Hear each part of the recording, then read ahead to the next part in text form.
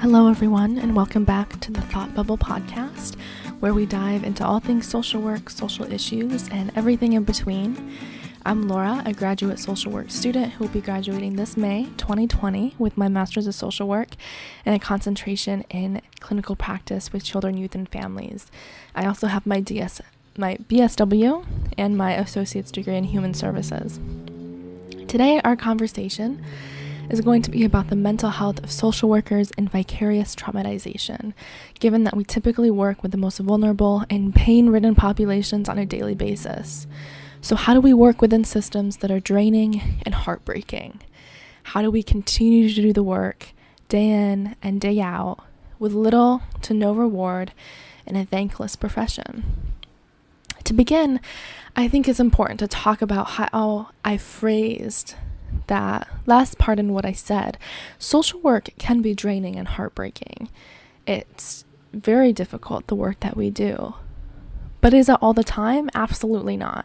Often in the therapeutic setting, we talk about reframing situations and how we view events, different situations, and other people. We should practice what we preach and reframe our own perception of social work. That's not to say it's not hard and draining, but it can become difficult to see past that when that's such a large part of our perspective.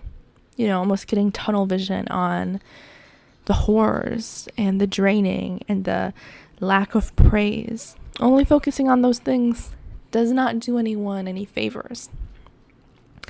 Social work creates meaningful change and progress. Social work advocates for vulnerable populations and fights for the rights of those people. We are highly trained, educated, and skilled professionals, and there is no other profession quite like social work. That being said, we are often underfunded, overlooked, and underappreciated.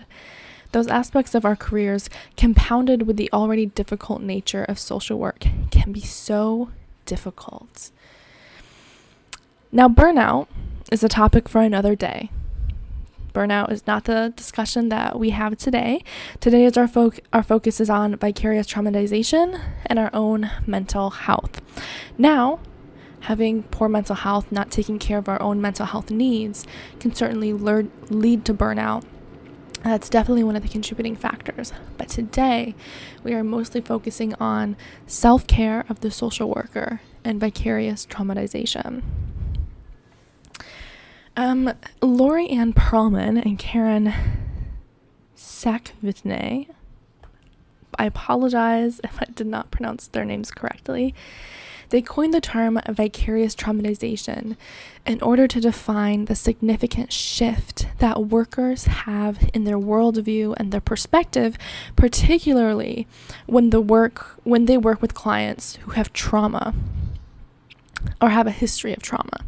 This worldview could have been changed or negatively impacted. So essentially, social workers, they meet with a client, they closely work and collaborate with a client in their journey and learning about their story very deeply and intimately. And we definitely, because of the nature of social work and one of the core values of having empathy for others and meeting people where they're at, and all those different things combined and just having compassion, it becomes very difficult to not also experience the pain that our clients experience. In vicarious traumatization, we are also traumatized by the accounts of the trauma our clients tell us. There is a part of us that may be able to compartmentalize. There's a part of us that may be able to tune some things out. And I think it's important in social work, we all have our own little niche. Social work is very diverse. Maybe we have a field within social work or different ones that we really lean towards. And just like that, there are different stories in social work, different aspects of our client's life that affect us differently. Some people are able to deal with trauma. Some people are able to deal with hearing story after story of child sexual abuse, of domestic violence, of substance use, of trafficking, of gang violence, of police brutality. Others cannot. We are all unique. We can all handle different things, and that's certainly true with vicarious traumatization. There's difficulty in finding peace and not thinking about the experience when vicarious traumatization has occurred. As these women, Lori, Ann Perlman, and Karen Sakvane, beautifully stated, it is not something clients do to us. It is a human consequence of knowing, caring, and facing the reality of trauma. And I think that holds so true. I mean, they said it quite well. The essence of social work is exactly that. Social workers every day put ourselves in vulnerable situations because it is that vulnerability with clients and the skills that we have in the education and just the ability to be there and work with people who have experienced true horrors, true barriers, struggles, that we are able to collaborate with them, give them resources, help them process. Whatever your role as a social worker, it does require some amount of vulnerability and openness yourself. And in that regard, in itself, social work is a vulnerable profession, because the essence of our work is having to be open to a lot of horror, a lot of really horrific things, a lot of beautiful things as well, a lot of healing, recovery, compassion, and love and growth. But a lot of the times it gets very nitty gritty, it gets very ugly before we can see the growth and the beauty of a situation. But what does vicarious traumatization even look like on a day-to-day? A result could definitely be burnout and leaving the job, so that would be turnover. And we kind of talked about that before. Burnout is definitely a related topic in this conversation, but it's not the topic at hand. So if you don't take care of your mental health, if you don't get your mental health needs met, especially when you have experienced vicarious traumatization, it will affect your work, and that will lead to burnout. This job is draining. It's already draining without the burden of trauma. Without vicarious traumatization, social work is already hard. But then when you put traumatization on top of that, it's even heavier. And it makes it even more difficult to do the work well and to be effective and to not carry things in with you when you're meeting with clients. Because that's the big thing. When we meet with clients, it's about the client. It's not about us. It's not about us. We are there to serve. We are there to help that person. We are there to give resources, to support, to empower, to advocate, to encourage. We are not there to have our needs met. And so when we go in there already heavy, it's very hard to then lift our client up. You know what I mean? We already have so much weighing down on us. When all of that weight is there, it's very, very difficult to then lift our client up. So with that regard, what does vicarious traumatization really look like in the workplace? To me, it's very similar to what burnout could look like, except more in the sense of, obviously, trauma. I mean, what does trauma look like? Everyone reacts to trauma differently. I think a very general idea is whatever is not your norm, there's some concerns there, right? So when I work with children and who have experienced trauma, who have overcome a traumatic experience, the things that we look for are behaviors that are not their normal. So if a very shy, quiet kid is all of a sudden acting out, we know that there are some concerns there, and maybe they're not coping very well.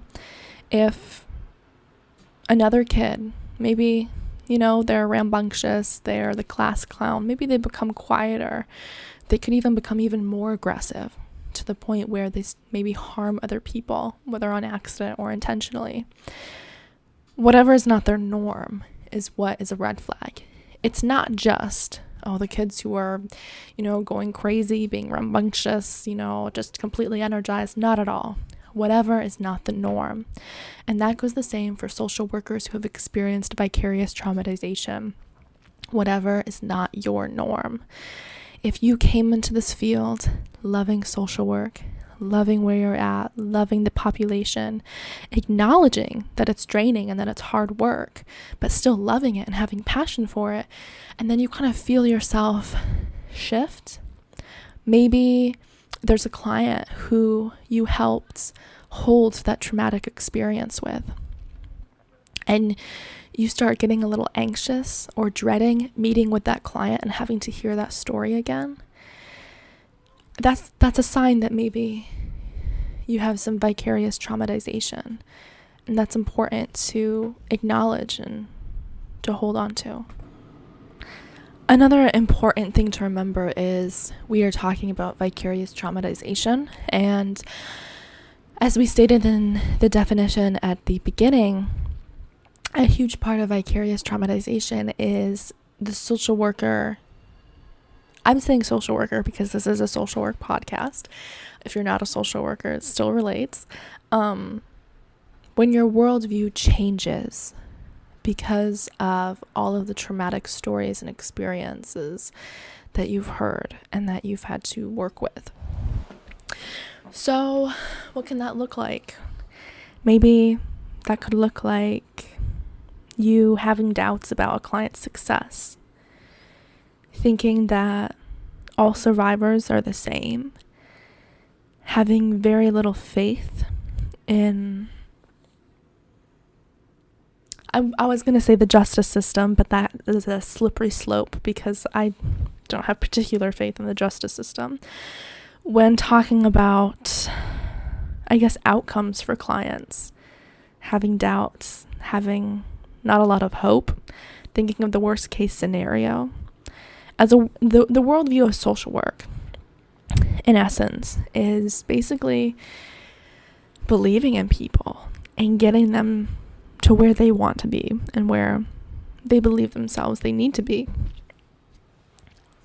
And when our worldview shifts, it shifts away from the principles and ethics and purpose of social work. It can look similar to burnout.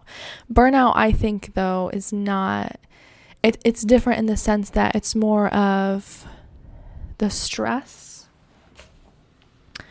Burnout is the frustration that's caused by the workplace and perhaps like supervisors, an agency that doesn't really support us workers, those kind of things. And burnout can really happen to any profession.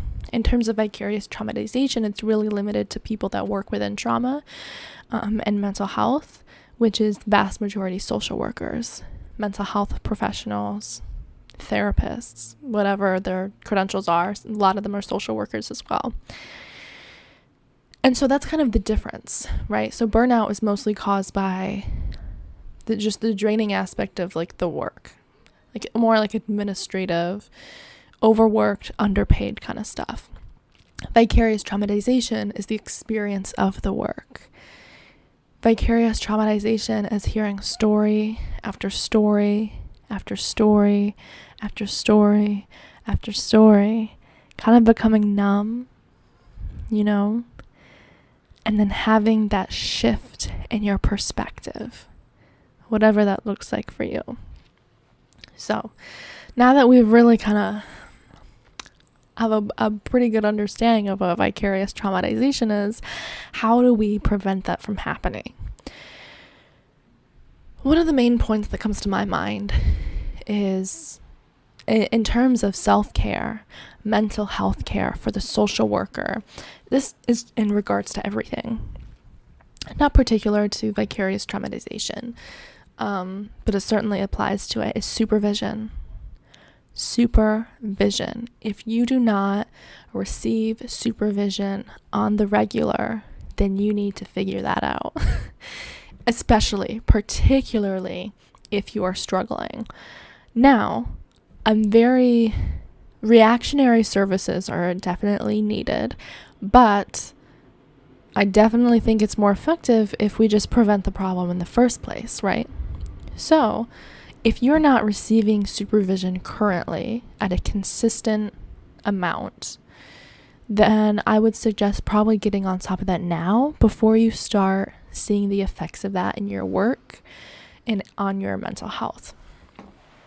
So, like I said at the beginning, and like you are all aware of, I'm a grad student right now.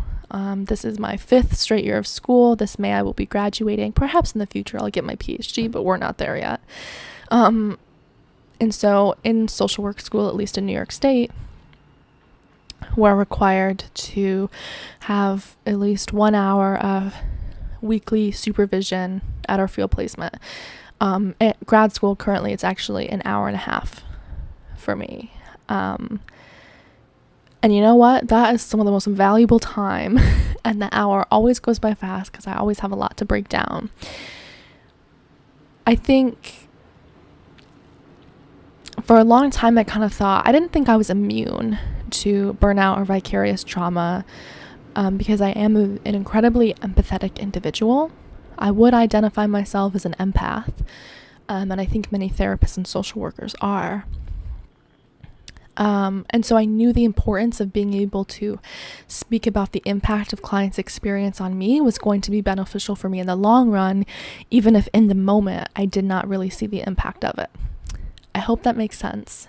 Even if currently you are not feeling or seeing the impact of your clients' stories and experiences on your practice and on your mental health, you don't want it to get too far. So it's important that you kind of take those steps now so that way in the long run you will be okay.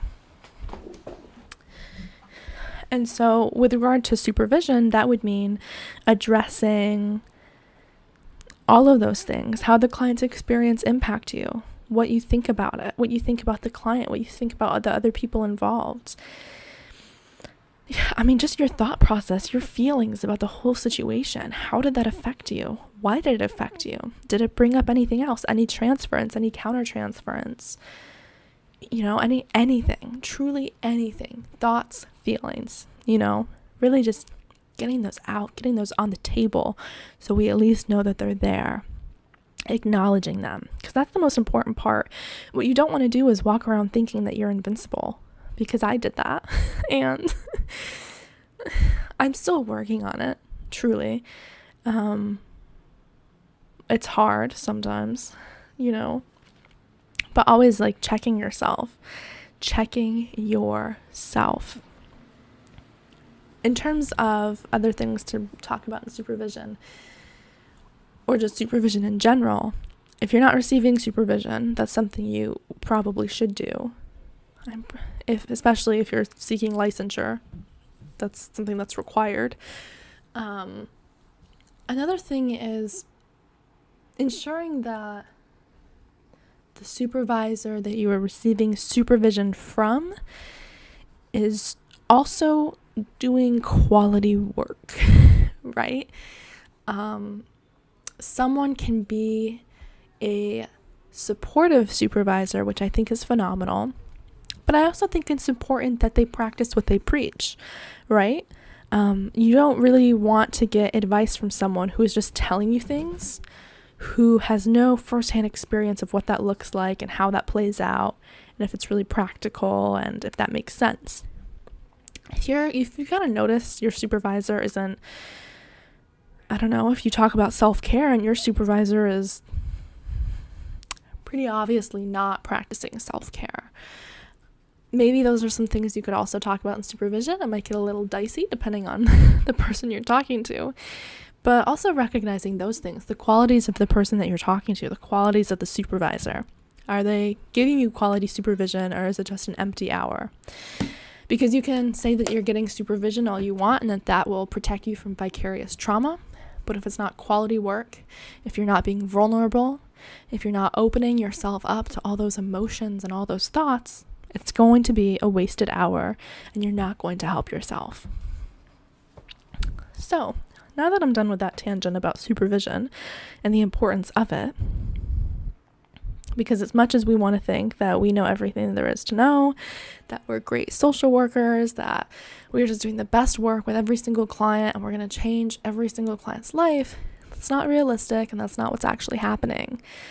It's important to get another person's perspective. It's important to get feedback. And it's honestly just important to share those feelings. I mean, critique on your practice, that's one thing. But just being able to share a space with someone who's been there, who's done that, who's probably experienced those same feelings and felt that same way, that's something that's really needed in this field. Now, in terms of other ways to practice and prevent against vicarious traumatization, it's just self-care. Self-care, right? But what does that even mean? What does that look like?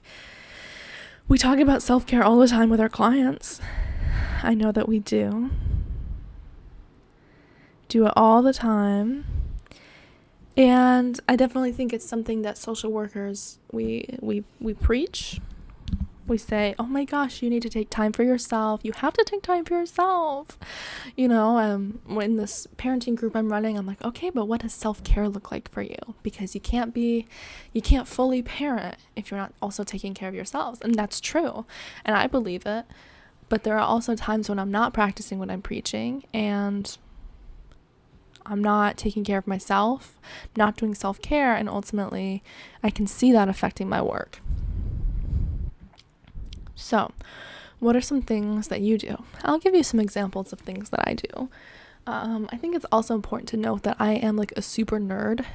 And so what self-care for me is still like low-key social work related. Some people need to like completely compartmentalize, and that works for some people, and I understand that and I appreciate that. I've tried that. It doesn't really work for me. There are some things I like to do, like hiking and running and going to the library, going to a bookstore, going to a cafe, just walking around the city because I live in New York City. Things like that, going to museums. I like to do educational things, but so things like that aren't necessarily social work related, but a large part of a lot of my self-care is journaling, writing, and reading. Vast majority of the books in my personal library are social work books, forensic books, psychology books, criminal justice, criminology, those kind of things. Very like educational, informational texts. I personally, I buy textbooks. I don't know if that's normal. It's like my light free reading.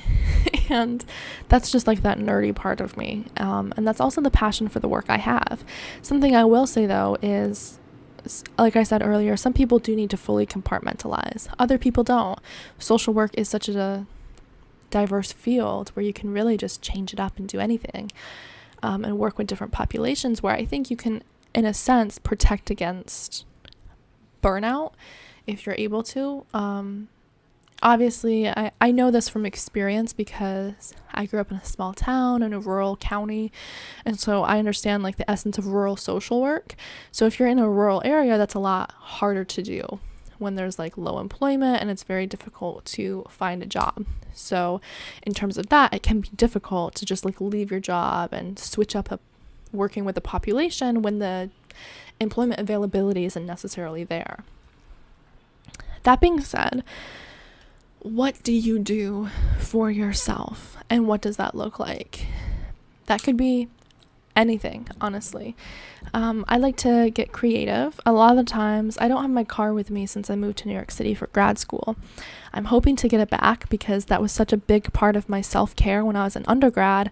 It really just became a habit for me. And so I'm actually really itching to get my car back and just keep it with me in the city. Because basically what I do was I would just jam out in my car. I would spend that time in my car for myself. My car kind of just became like another room for me, almost like an office, but like a chill space. It was basically just my room on wheels. I had everything I needed. I had snacks, water, coffee. I had a lot of social work crap in there, like therapy games, activities, crafts.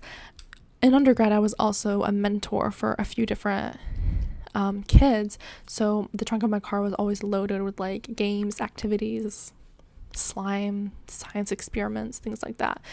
So my car has always been crazy, but it's also been a very calm, safe space for me to be in, especially in undergrad when I was incredibly busy all the time. I was working 80-hour weeks while being a full-time student. I often would work third shifts. And then in the morning, so basically I'd work, I think the longest third shift I did was starting at 11 o'clock at night, going to 8 o'clock in the morning. And basically, or 8:30 in the morning.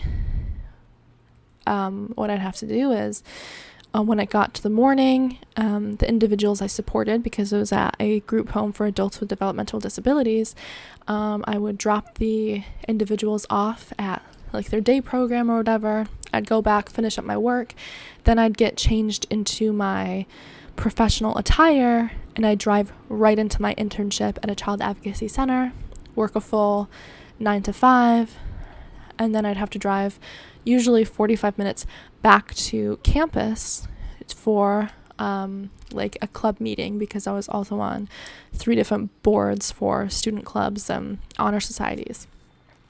And that was like that every day. I'm not like that in grad school. Something happened when I moved to New York City, and it's just been difficult. I've also had to start seeing a therapist. It's unrelated, but I think that's also something that should be talked about in this podcast. Especially as a social worker and as a soon-to-be therapist who has my own mental health concerns, who has my own mental health diagnosis, and who has my own therapist. It's very important for me to take care of myself, to be very aware of the impact of my clients' experiences on myself, on my mental health, and my abilities as a social worker.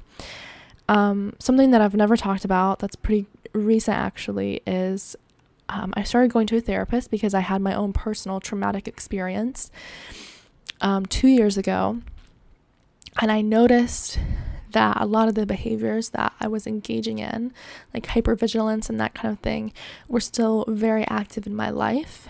And so I started seeing a therapist because I kind of was like, wow, okay, it's been 2 years, and nothing has changed. And as a social worker, as a therapist, I'm always very open and expressive to my clients, like, therapy's good, you need to go to therapy. But once again, I was not practicing what I was preaching. And so I decided to start seeing a therapist. It's been really good. It's only been a few weeks. But the important part is, I was diagnosed with PTSD. Now, how does that affect my work? The field in which I have the most joy and the most passion, where I feel like I'm making the most impact, that I want to work in for the rest of my life, is victim services, criminal justice, child sexual abuse, trafficking, whole 9 yards, right? How can I work with survivors of trauma who are all diagnosed with PTSD when I am also a survivor of trauma who has been diagnosed with PTSD? What is that like for me? Especially right now, the work that I'm doing is in therapy. I'm a therapist for clients. Like, I'm an outpatient mental health clinic. Something that I've noticed, and something that has really helped me, particularly this semester, is that I started going to therapy. I'm not saying that the practice, like what my experience affected my practice before. I don't think it did, in the sense of maybe being effective. I do think I saw like less enthusiasm, less energy, but I was still very much there with my clients. Something really strange. I'm not really sure if this happens with other people. Let me know if this is like your drift too. But I'm a very introverted person. I'm quite quiet, which is why it's like so strange for me to be doing a podcast.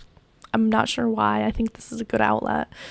But I'm quite introverted. But when it comes to working with clients and doing social work, it's just like a switch is hit. I don't know what happens, but all of a sudden I become like a fierce, outgoing social worker, and I'm there for my clients. And in therapy, it kind of feels like I'm a different person. It's like, wow, like I'm so outgoing and I can carry on a conversation. Why can't I do that outside of work?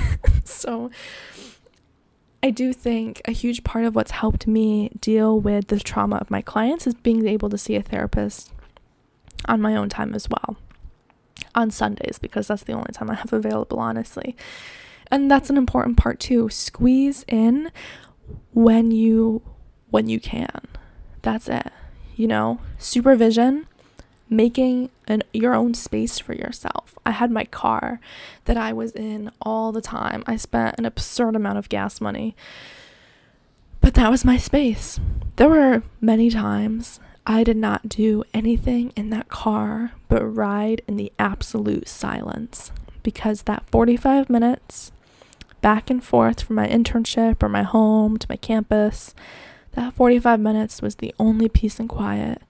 It was the only stress-free. Many times where I apparently just zoned out while driving and just appeared at my location. I'm not sure how. Just being able to take care of yourself, right? Being able to find space for yourself, and in your schedule, whatever that looks like, block out time for yourself. I've made it quite clear at my internship. I put it in my schedule when I am at lunch. I used to not do this, and then I would I would eat lunch in my office, not because I was still doing work, but because it was just like a nice quiet place I could kind of just chill, and usually I used it to get other homework and stuff done during that hour. But then people would still bother me. I'd still get phone calls. I was still basically working. But then once I started putting lunch in my calendar, that really hit home for people. And it was actually a full hour of peace, quiet. I can really just focus on relaxing or doing something that would help me feel better, help me de-stress. So in terms of that, let's review. So supervision is such a huge part of preventing vicarious traumatization. Creating space for yourself, whatever that looks like. I had my car. That was just my safe place, right? I could blast my music. I could ride in silence. I could just do what I needed to do. I was in charge of that experience. I started seeing a therapist, and that's okay too. I think especially in social work, whether or not you have a personal trauma, whether or not you have a personal mental health diagnosis, any of that, you can certainly gain those things in the field of social work. There are many experiences in social work that are traumatic. There are many things that can trigger social workers. There are many, I don't know if you guys know this or remember this, but a lot of people who have mental health concerns, they have a genetic predisposition. And a lot of the times that genetic predisposition is environmentally triggered. My family has a long history of depression and anxiety.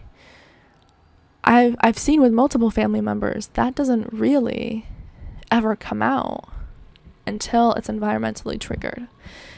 And I think that's very interesting, and that's something to keep in mind, especially in social work.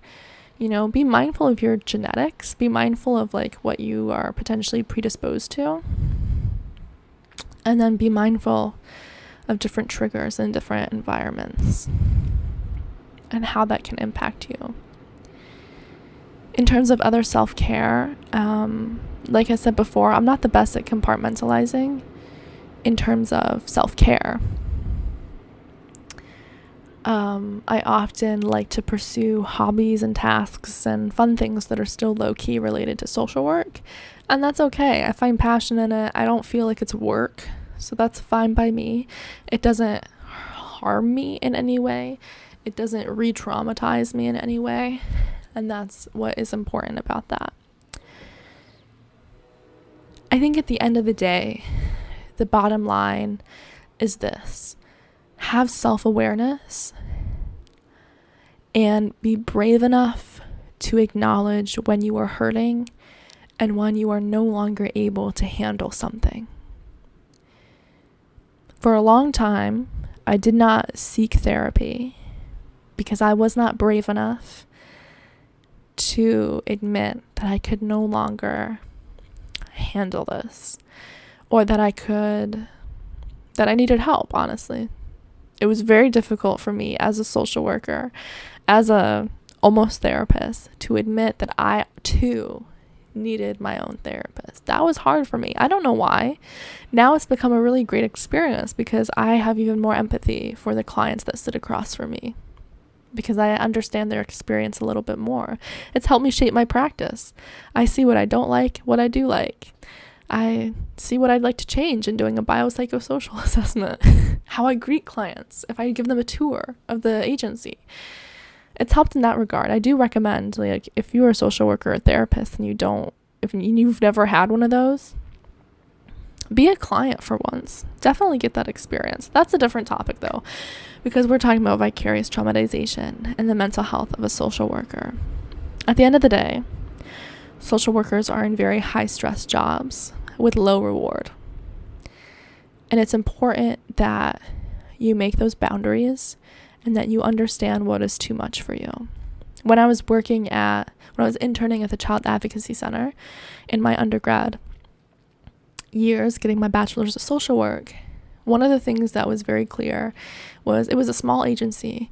It was a very tight-knit agency.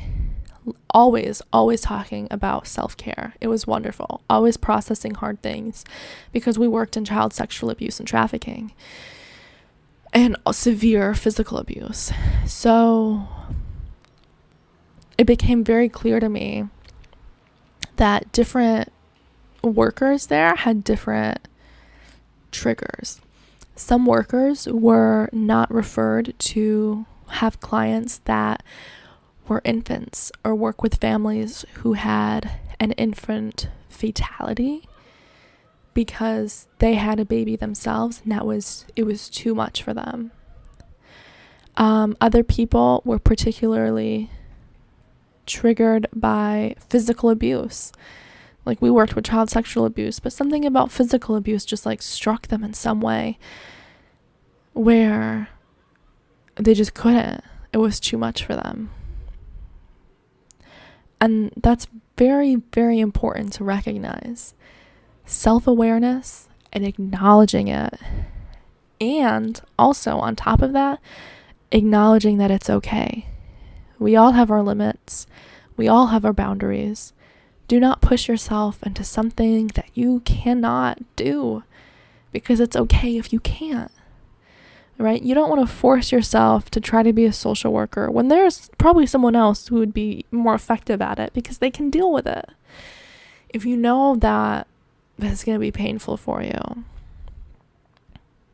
do your best to see if there's another person that can take that on. If there's not, like I said before, supervision, self-care, whatever that looks like for you. Take your full lunch break, go for a walk. Maybe that's waking up 10 minutes earlier in the morning and just, doing an activity, going for a walk, doing some deep breathing, doing some yoga, mindfulness, going for a run. If you're not into physical activity, watching a video, listening to music, maybe cooking something, coming home at the end of the day, and maybe you just get all that energy and emotion out through cooking a meal. Doing what you need to do.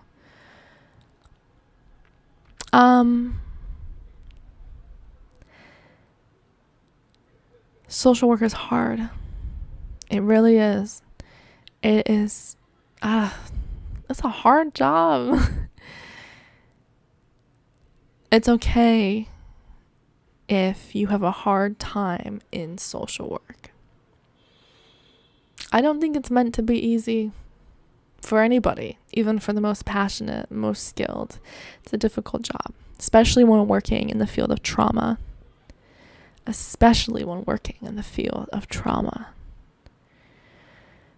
Always check in with yourself. Always check in with other people around you. Social work, we support each other. We're a great field of educated, skilled, compassionate, and empathetic professionals. And I know that as we support each other and grow together, we will become stronger and better able to come back from hard times, hard cases, traumatizing experiences, and we will be able to grow and become better from it.